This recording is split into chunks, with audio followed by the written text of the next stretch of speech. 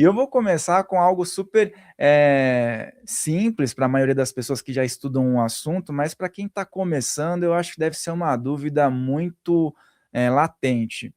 A Cabala ou Cabalá, né? As pessoas têm muita dúvida em relação à origem, de onde surgiu, né?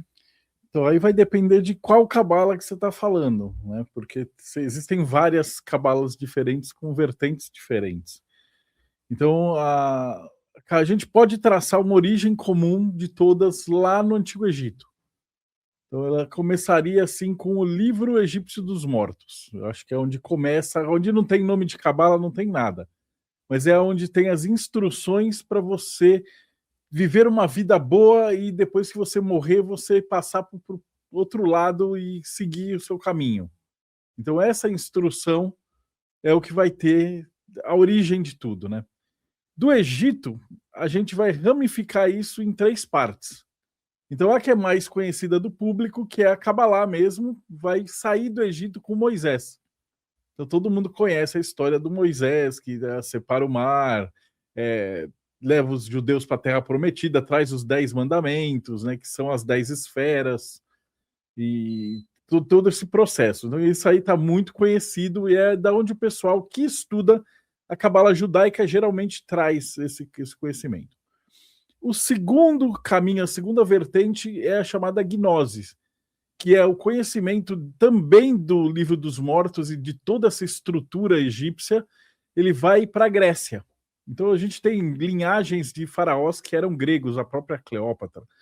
E muito desses conhecimentos deram origem ao que a gente chama e conhece como escola pitagórica.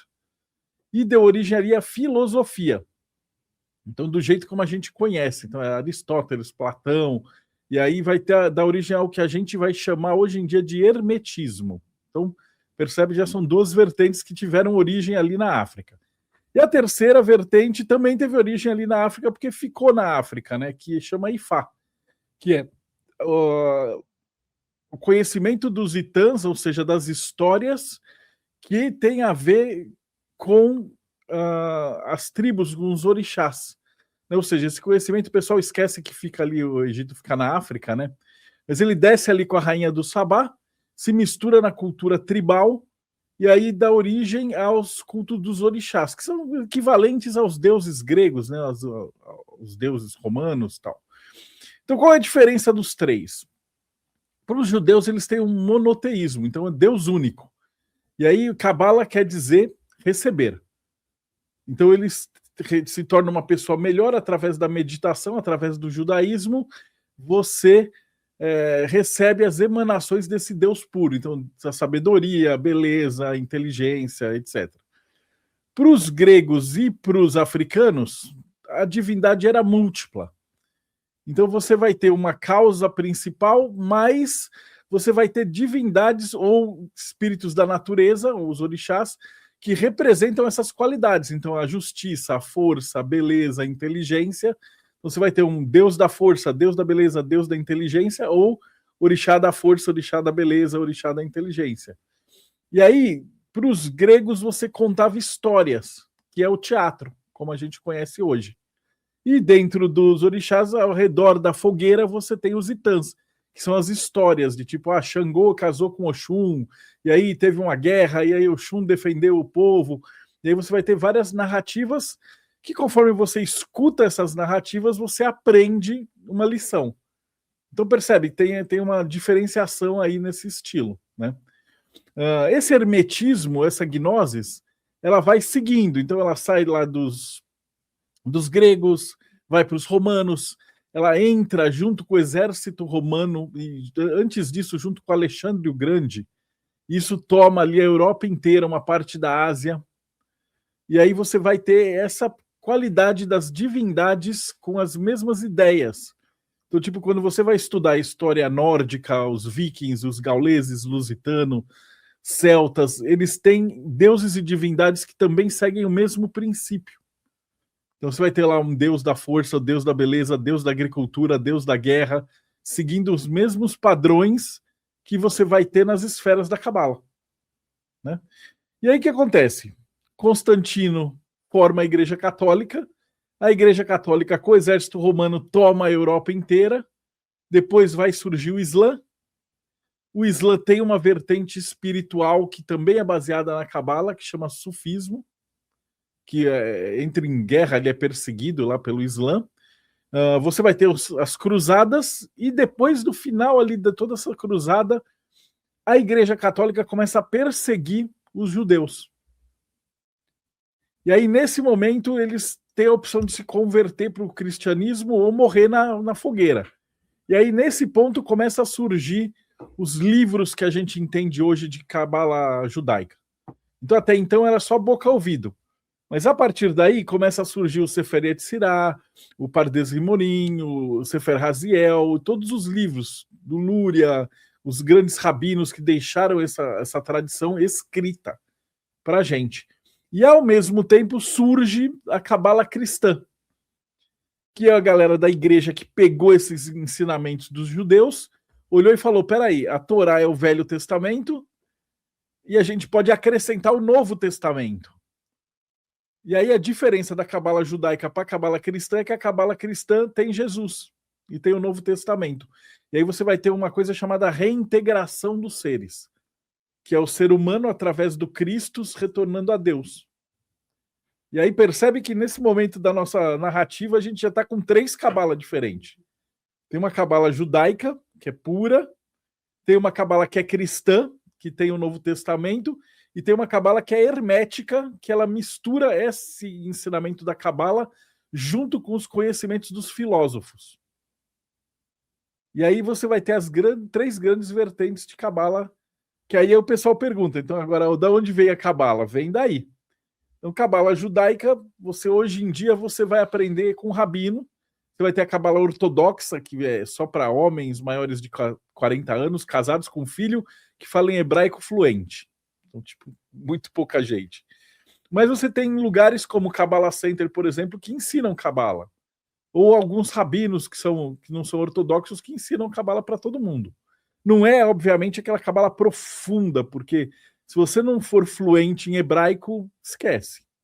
Mas dá para você aprender a trabalhar com a evocação dos 72 nomes de Deus. Aí você tem a Cabala cristã. Essa Cabala cristã, ela dá origem à alquimia, que é aqueles livros com um monte de imagem que você precisa de um mestre para ir te explicando o que vai acontecendo e tudo. A partir da alquimia, você vai ter a Rosa Cruz, que isso surge lá na Alemanha, século XVII. Depois da Rosa Cruz vai ter o martinismo, lá no Haiti. Isso tudo junto ali na Europa, né? Então o martinismo, a Rosa Cruz fica ali muito na França, o hermetismo vai pela França, vai para a Inglaterra. E das ordens herméticas, ele vai surgir dentro da maçonaria, na Inglaterra, e depois dentro da Golden Dawn e de todas as outras ordens herméticas. E nesse meio tempo vai fazer uma salada, porque os ingleses dominam a Índia. Quando eles dominam a Índia, eles pegam contato com o hinduísmo, e aí a Blavatsky funda a Teosofia, que era uma mistura de cabala hermética com hinduísmo. E aí na França você vai ter o Kardec, que ele pega o cristianismo com a parte do espiritismo. E na África eles tiveram os escravizados que vieram para cá, para a América. Então você começa a ter aquelas religiões aqui, né? O voodoo, santeria, e depois mais tarde a Umbanda, Quimbanda, o Candomblé mesmo, que veio do Ifá. Então percebe que é toda uma mistura, uma ramificação que começa tudo no Egito. Então essa acho que responde a pergunta. No Egito. Na verdade eu falei bastante, mas acho que para quem está em casa é legal de acompanhar essa aula de história para entender que dependendo do que você quer estudar na Cabala, você vai ter que ir para uma vertente diferente. Então tem uma vertente que é mais judaica, ortodoxa, é uma religião. Tem uma vertente que é mais cristã, mas que ainda assim tem acesso à astrologia, tarô. E tem uma vertente que é toda esotérica, então você vai ter acesso à filosofia e também à astrologia, ao deck de tarô, à maçonaria e às ordens iniciáticas. É bem interessante você ter falado sobre isso, porque assim, a gente vai conversando com algumas pessoas e às vezes a gente vê que rola até um conflito, né, de ideias em relação a essa origem. Então, pelo que você colocou, por exemplo, Moisés é uma figura-chave nessa disseminação, e esses conhecimentos teriam vindo, por exemplo, das iniciações que ele teve no Egito. Isso. E aí ele foi passando para o povo que ele teve contato, e aí as ramificações vieram naturalmente. Então, porque mesmo dentro da cabala judaica você vai ter várias vertentes, porque os rabinos, como era um negócio passado de boca a ouvido, e você imagina que tem 300 anos de boca a ouvido, é telefone sem fio. Então você vai ter vertentes que tem a árvore da vida diferente, que tem um entendimento diferente, que tem um entendimento mais ou menos. Tem cabala que só vai lidar com as letras do nome de Deus. Tem cabala que vai lidar com caminhos e esferas. Tem a cabala que vai lidar com o Seferiet Sirai, com as ramificações, com os 50 portais de Biná. Aí tem os 231 portais da iniciação, que tem tudo a ver com tarô. Mas eles não falam, porque eles não admitem que tenha. Então vai ter várias variações. Na hermética tem um pouco menos de variações, porque isso veio de acordo com os platônicos, né? Então isso foi seguindo, só a hora que surgem, isso no século XX, quase, 19 e 20, a hora que surgiu a Golden Dawn, que eles começaram a estudar isso dentro do seio ali da maçonaria, mas você vê, só de maçonaria tem 200 e tantos ritos diferentes.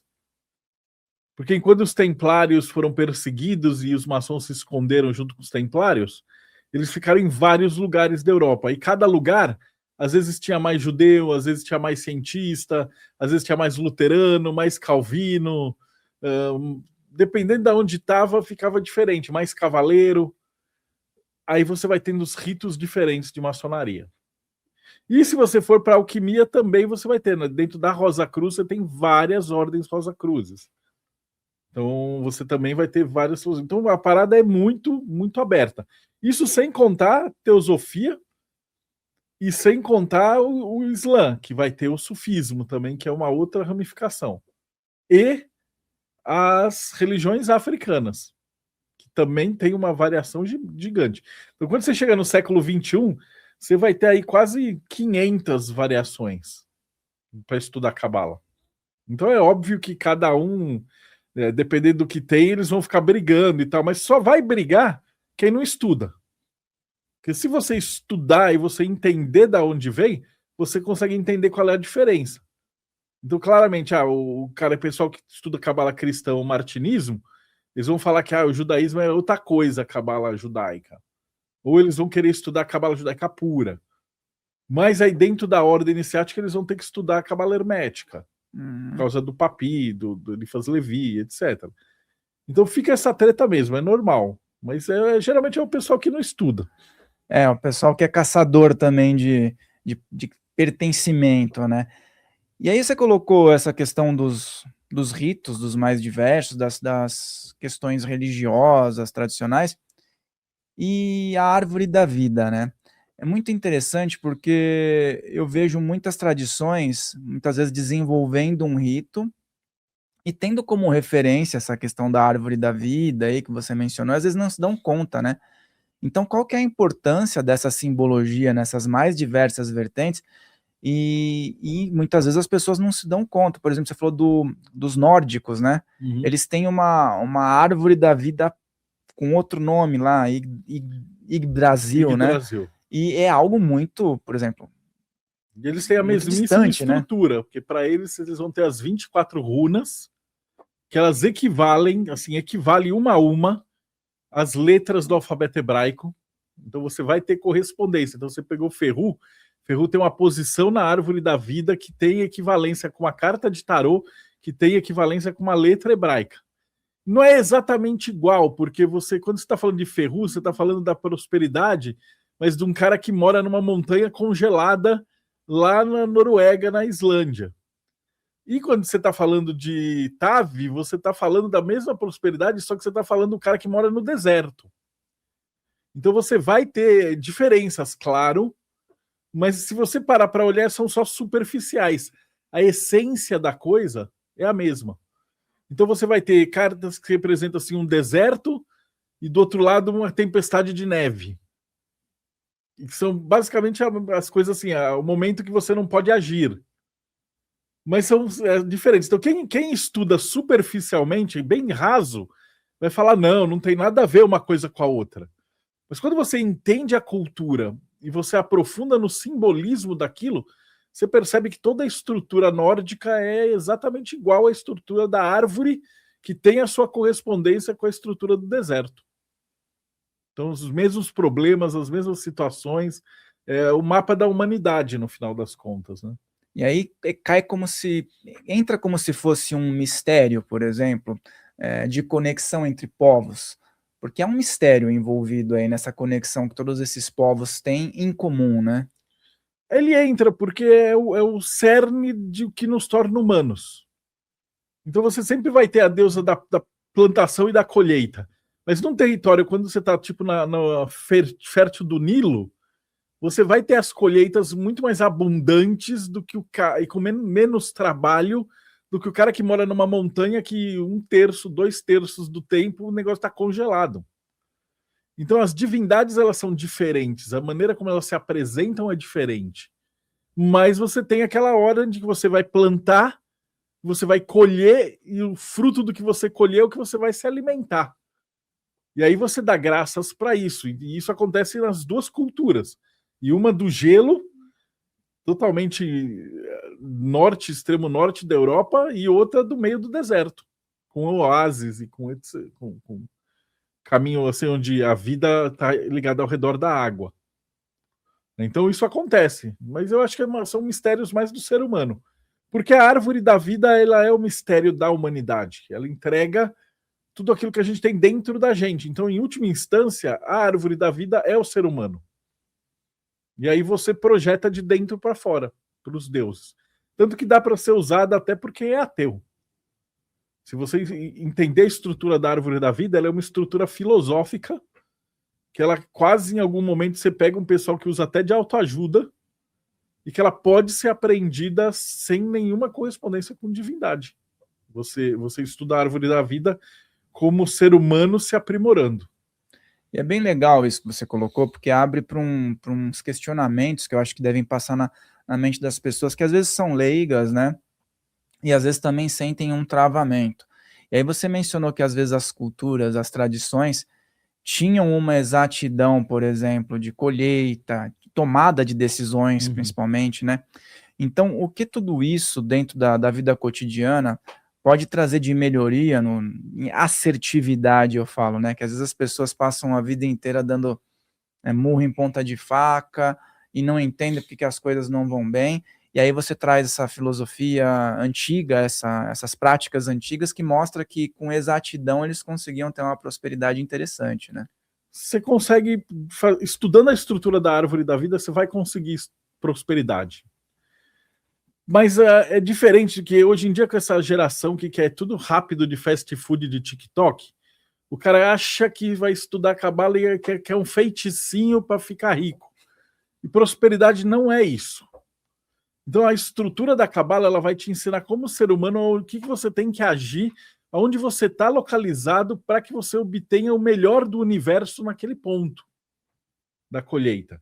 Então você não aprende cabalá para fazer um feiticinho, uma macumbinha, para fazer uma mágica que é um milagre que vai te fazer passar numa prova que você não estudou. Então, isso não existe. A cabala vai falar assim: você tem uma prova, então você tem que estudar para caramba. E ninguém quer a dificuldade, os caras querem moleza. Então a cabala não é o caminho mais fácil para quem quer moleza. E quem quer moleza, geralmente na magia, só vai se dar mal. Porque não tem nada que tenha de magia que possa te trazer alguma coisa que você não tenha dentro de você mesmo. Você pode fazer uma magia para te facilitar a lembrança das coisas que você estudou na prova. Tipo, para o seu nervosismo não fazer você esquecer. Mas você não tem uma magia que vai permitir você magicamente Jesus desce e vai sussurrar a resposta da prova. Não existe isso. Então, é o jeito como se estuda. E cabalista, né, o estudo da cabala é o estudo do ser humano e o estudo de, em primeiro lugar, perguntar assim, qual é a minha verdadeira vontade? Tipo, o que é que eu vim fazer no planeta? E aí, através da astrologia, do mapa astral, do estudo dos planetas, do seu mapa, você descobrir quem você é. Então, isso aí é terapia pura, é muito legal. E aí, a partir daí, você pegar suas escolhas de vida e moldá-las para tentar chegar no que a gente chama de verdadeira vontade, que é a resposta do tipo, o que eu vim fazer nesse planeta? E aí, a partir daí, na alquimia, você vai tentar fazer a grande obra, que é, putz, ok, eu sei escrever livro. Eu sou um bom contador. Eu sou um bom cozinheiro. Eu sou um bom violinista. Não importa. Mas a partir que você descobre o seu dom, sua vocação, a sua estrutura interna, você vai colocar isso em prática. E aí, através da cabala, desse conhecimento de como o universo circula, vai funcionar. Então, um cozinheiro que sabe cabala e está aplicando a cozinha, ele vai ter mais oportunidades do que os outros, porque ele entra no fluxo do universo. Então, ele não fica batendo cabeça, ele não está seguindo contra essa sopa de energia que a gente tem. É um código. Então, nesse ponto, a cabala ajuda. Mas antes de você saber, você vai ter que entender quem você é e está trilhando esse caminho, né? A gente brinca e fala assim, pega uma das obras ocultistas, que é o Mágico de Oz. Ele fala, para você chegar na cidade de Esmeralda, você vai ter que andar pelo caminho dos tijolos amarelos. Então você tem que descobrir quem você é e qual é o seu propósito naquele mundo. E aí você segue essa trilha da verdadeira vontade até o coração. E aí quando você fizer isso, aí tudo dá certo. Aí é a tal da prosperidade.